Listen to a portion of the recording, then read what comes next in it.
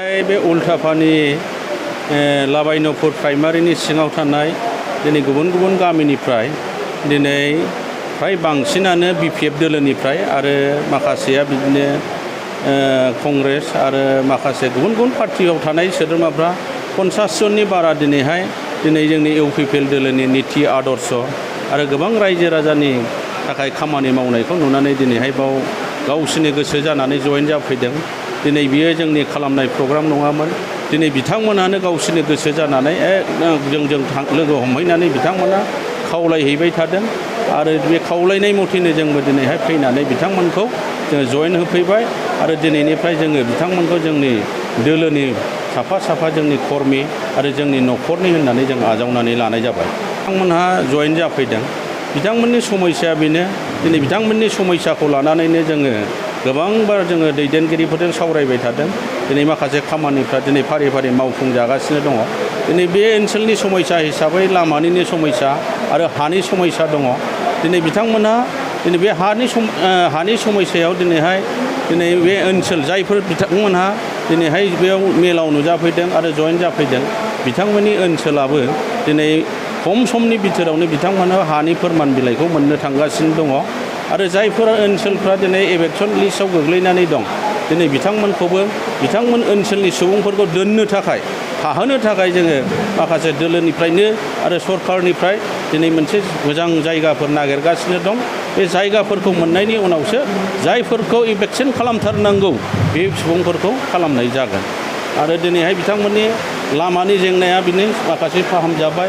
माखासे समनि सिगाङाव दिनैहाय जोङो बे ओनसोलनि सुबुंफ्रा थांलाय फैलायाव एसे सुबिदा जानांगौनि थाखाय बेखौ रिनोभेसन माने रिफाइनिं खालामनानै होनाय जाबाय। बिसमुरिनिफ्राय लानानै सरलपारासिम दिनै बे खामानिखौ जोङो BTR सरकारनिफ्राय मावफुंनानै होनाय जाबाय। नाथाय बे दुखुनांथाव बाथ्रा बै समाव माखासे गोबां बेले बेजे थासारिफोर सोमजिदों।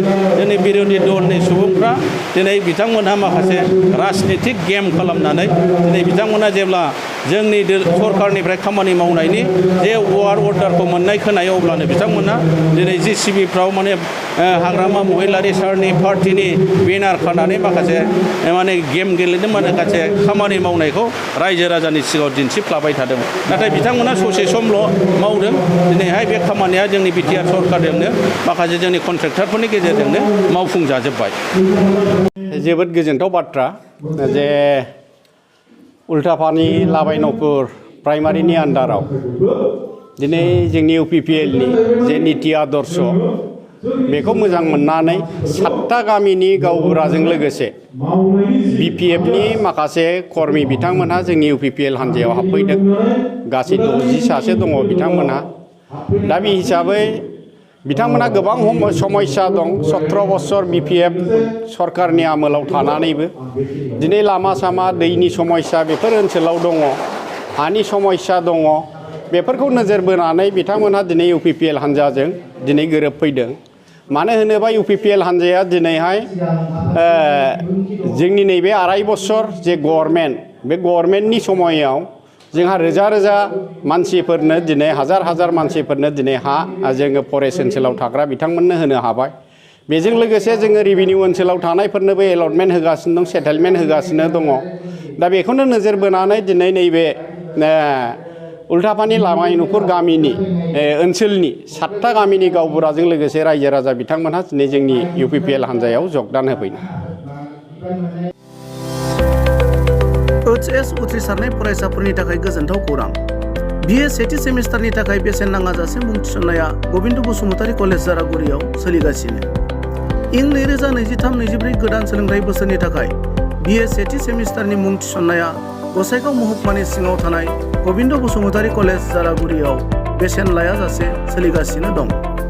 फरायसाफोरा गोनांथि बायदि आयदायाव मेजर लानानै फरायनो हानायनि राहा दं बे फरायसालिमायाव। गुन गोनां फोरोंगिरिफोरजों सोलोंथाइ होनायजों लोगोसे फरायसालिमानि गोनां जानाय राहा आरो बेसेन लायाजासे स्पकेन इंलिश, सेल्फ डिफेन्स आरो बेसिक कम्पिउटार फोरोंथाइ होनायनिबो खाबु दं बे फरायसालिमायाव।